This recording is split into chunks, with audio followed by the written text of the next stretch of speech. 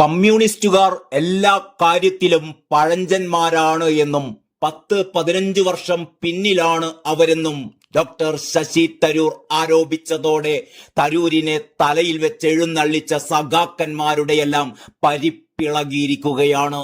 Indian എക്സ്പ്രസിന് നൽകിയ വിവാദ അഭിമുഖത്തിന്റെ പൂർണ്ണരൂപം പുറത്തു വന്നതോടെയാണ് CPM-ന്റെ അണ്ണാക്കിൽ തന്നെ തരൂർ വെടിപ്പൊട്ടിച്ചിരിക്കുന്നത്. സ്വകാര്യ സർവകലാശാലകളെ എതിർത്തവരാണ് ആദ്യം ഇടതുപക്ഷം, ഇപ്പോൾ അതിനെ അനുകൂലിക്കുകയാണവർ. പക്ഷേ വിദേശ സർവകലാശാലകൾ വേണ്ടെന്ന് തന്നെയാണ് അവരുടെ തീരുമാനം. അടുത്ത 5 വർഷം കഴിയുമ്പോൾ ആ തീരുമാനവും അവർ മാറ്റും. പുതിയ കണ്ടുപിടുത്തങ്ങൾ ഉണ്ടാകുമ്പോൾ എല്ലായ്പ്പോഴും ഇടതുപക്ഷം അതിനെ എതിർത്തിരുന്നവരാണ്. മൊബൈൽ ഫോണിനെയും കമ്പ്യൂട്ടറിനെയും എതിർത്തവരാണവർ. എല്ലാറ്റിലും അവർ പുറകെയാണ് എന്ന് ശശി തരൂർ ഈ പോഡ്കാസ്റ്റിൽ പറയുന്നുണ്ട്. കോൺഗ്രസ് ആണ് തന്നെ രാഷ്ട്രീയത്തിൽ എത്തിച്ചത് എന്നും ആരെയും തനിക്ക് ഭയമില്ലെന്നും കൂടി തരൂർ തുറന്നടിക്കുന്നു. കേരളത്തിന്റെയും ഭാരതത്തിന്റെയും വികസനമാണ് താൻ ലക്ഷ്യം വെക്കുന്നത്. രാഷ്ട്രീയത്തിന് അതീതമായി സംസാരിക്കണമെന്നാണ് തന്റെ പക്ഷം. കോൺഗ്രസിലെ സ്വതന്ത്ര നിലപാടുകാരനാണ് താൻ. എന്തു പറഞ്ഞാലും എതിർക്കാനും വിമർശിക്കാനും സ്വന്തം പാർട്ടിക്കുള്ളിൽ തന്നെ ആളുകളുണ്ട്. അതേക്കുറിച്ച് ഒന്നും പറഞ്ഞിട്ട് കാര്യമില്ല. കോൺഗ്രസ് പാർട്ടിക്ക് ഐക്യം നല്ലതാണ്. പാർട്ടിയെ നോക്കി മാത്രം ആളുകളുടെ വോട്ട് കിട്ടുമെന്ന് കരുതിയാൽ കോൺഗ്രസിന് വീണ്ടും പ്രതിപക്ഷത്ത് തന്നെ ഇരിക്കേണ്ടി വരുമെന്നും തരൂർ വിമർശിക്കുന്നു. രാജ്യ താല്പര്യത്തിനനുസരിച്ചാണ് താൻ അഭിപ്രായം പറയുന്നത്.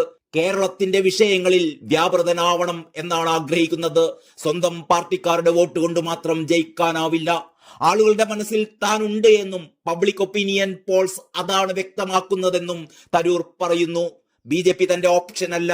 BJPയിൽ ചേരുന്നത് മനസ്സിലേ ഇല്ലെന്ന് പറഞ്ഞ തരൂർ താൻ കോൺഗ്രസുകാരനാണെന്ന് ഉറപ്പിച്ചു തന്നെ വ്യക്തമാക്കുന്നു. ഉള്ളിൽ ജനാധിപത്യമുണ്ടെന്ന് അറിയിക്കാനാണ് പാർട്ടിക്കുള്ളിൽ താൻ മത്സരിച്ചത്.